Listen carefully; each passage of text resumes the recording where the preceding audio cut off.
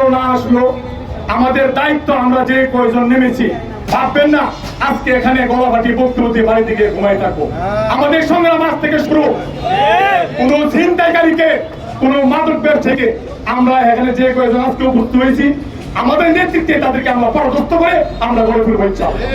এই ছিনতাইকারীদের 80 জনের বাড়ি গোরখপুর, 80 জনের বাড়ি গোরখপুর, বংশশালী বাড়ি। আগে আমার ঘর ঠিক করতে হবে। এই গোরখপুরের ম্যাক্সিমাম ছিনতাইকারী ভৈরব শহরের বিভিন্ন জায়গাতে ছিনতাই করে এবং তাদের সাথে ভৈরবের বাইরের কিছু নবাগত ছিনতাইকারী যোগ দিয়েছে।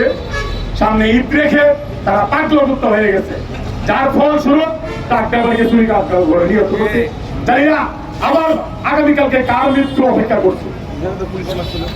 আর এখানে পুলিশ হত্যা হয়েছে, উকিল হত্যা হয়েছে, ব্যবসায়ী হত্যা হয়েছে। আমরা আর এই হত্যাকাণ্ড হতে দেব না। আমাদের শরীরের শেষ রক্তবন্ধ দিয়ে হলো আমরা বইয়ের ছিনতাইকারীদের প্রতিরোধ করব। প্রশাসনের উদ্দেশ্যে আমার স্পষ্ট মেসেজ, রেপ বিগত 5 তারিখের আগে অনেক কর্মতৎপরতা দেখাইছি, অনেক দক্ষতা দেখাইছি। রেপ এখন বিরল হয়ে গেল কেন? রেপকে উদ্দেশ্য করে বলছি, আপনারা ক্যাম্পে ঘুমিয়ে থাকবেন না।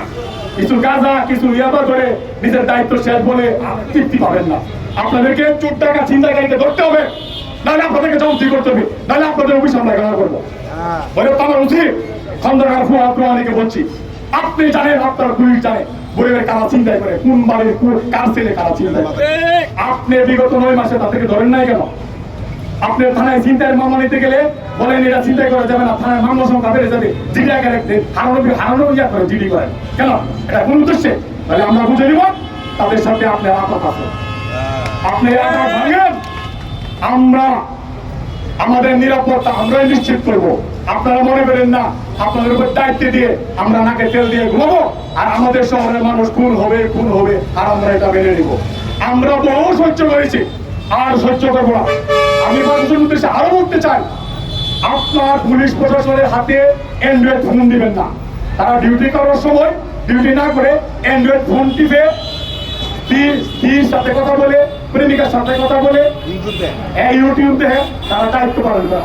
তারা ডিউটি দিচ্ছেন ইয়ার সামনে, নদী বাংলা সেন্টার বোর্ডের সামনে, যেখানে চিন্তা হই সেই চার দোকানে বই আড্ডা মারে আর মোবাইল টিপে। এটার নাম ডিউটি? সাবধান হয়ে যান, আমরা আগুন পানি বন্ধ করে দেবো আরেকজন যদি চিন্তায় শিকার হয়ে পড়ে।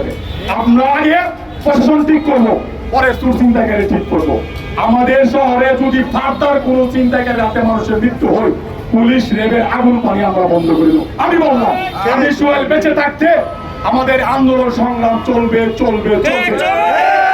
চোর চিন্তাকারীর তালিকা করে আমি রেবের কাছে দিব, পুলিশের কাছে দিব। যদি আপনারা না ধরেন আপনাদের তালিকা জনগণের কাছে দেব।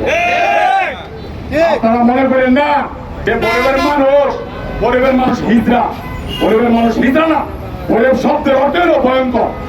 আমরা যদি ভয়ঙ্কর হয়ে যাই কেউ বাঁচতে পারবেন না।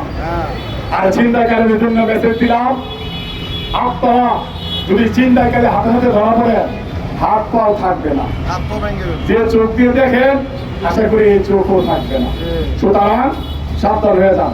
অনেক চিন্তাকারীর প্রতিনিধি এই সমাবেশে আছে, আশেপাশে আছে, যাদের বাড়ির প্রতি ঘরে একজন করে চিন্তাকারী আছে, তার ছেলেও চিন্তাকারী আছে, এখানে আছে, দেখতে আসছে, পর্যবেক্ষণ করতে আসছে। আমরা কি করি এই কথাগুলো নিয়ে তাদের কাছে বেচবো।